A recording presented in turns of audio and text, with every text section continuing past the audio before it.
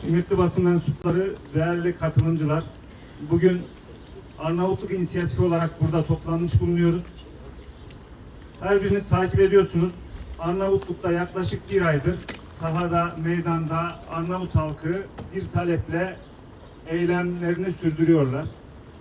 Bugün yaşamış olduğumuz dünya 7 Ekim sonrasında Gazze'de bizlere 360 kilometrekare bir toprakta yüz binlerce insanın katledildiği bir ana şahitlik ettiğimiz bir zaman dilimini yaşatıyor.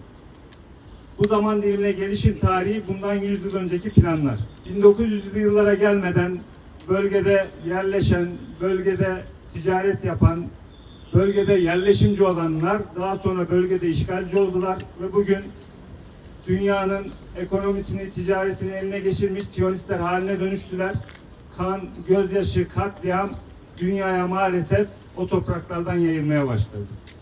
Bugün şahit olduğumuz olaylardan biri ve Arnavutluk'ta yükselen çığlığın bir benzeri de Gazze'de yaşananların, 100 yıl önce yaşananların bugün yaşanıyor olma ihtimali ve tehlikesi maalesef. Siyonistler ve emperyalistler dünyanın her yerinde yaptıkları gibi Arnavutluk'ta da bölgede ticari faaliyetler adı altında, turizm faaliyeti adı altında yayılmacı bir politika uygulayarak bölgede şu an işgal altına almanın bir altyapısını ve zeminini hazırlıyorlar.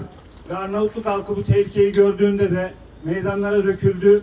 Biz de onların sesine Ankara'dan destek olmak adına Arnavutluk inisiyatifi olarak buradan tematik bir basın açıklamamızla sürece sahip çıktığımızı ve Arnavutluk'taki kardeşlerimizin yanında olduğumuzu beyan edeceğiz inşallah. Bugün inisiyatifimiz adına açıklamayı Serkan Codal kardeşim yapacak. Serkan kardeşim buyurun. Yaklaşık bir aydır Arnavutluk halkı hükümetin yabancılara, özellikle de işgalci İsraillilere toprak satışını protesto etmektedir. Siyonist düşünce tarihi boyunca ve özellikle de 7 Ekim 2023'ten sonra stratejik yatırımlar adı altında toprak satın almakta ve turizm yatırımı kisvesiyle birçok ülkede bu süreci kirli bir şekilde yürütmektedir. Son dönemde özellikle Arnavutluk'ta yaşanan bu işgale meşru bir şekilde tepki gösteren bölge halkına karşı kolluk güçleri ve özel güvenlik görevlisi kisvesi altında örgütlenen çetelerin sert müdahalesi halkın daha büyük yığınlar halinde sokağa çıkmasına sebep olmuştur.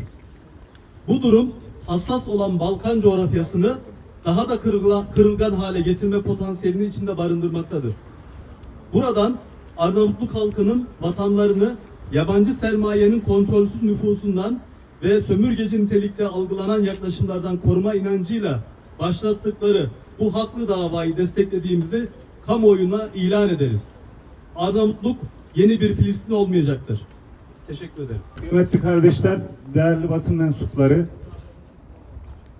süreç içinde dün Gazze'de yapılan, bugün Balkanların bir coğrafyasında yapılmaya çalışılıyor. Biz bu çalışmaları Kıbrıs'ta yakından takip ediyoruz ve Siyonist yayılmacılığa karşı orada mücadele etmeye çalışıyoruz. Arnavutluk'ta uzun süredir takip ettiğimiz bu mesele artık halkın sokaklara dökülerek tepki vermesi gereken bir alana dönüştü. Ve maalesef buna karşı Arnavutluk hükümetinin tepkisi de orada sokağa çıkmış vatandaşlara şiddet uygulamak, çeteleri üzerine salmak ve dünyanın her yerinde gördüğümüz aynı yöntemi Arnavutluk'ta da tekrar ettirmek. Siyonistlerin bu oyunlarına Gazze'de nasıl karşı çıkıyorsak Arnavutluk'ta veya dünyanın herhangi bir yerinde karşı çıkmaya devam edeceğiz. Hepinize katılımınız için teşekkür ediyoruz. Programımız burada sona erdi. Allah razı olsun.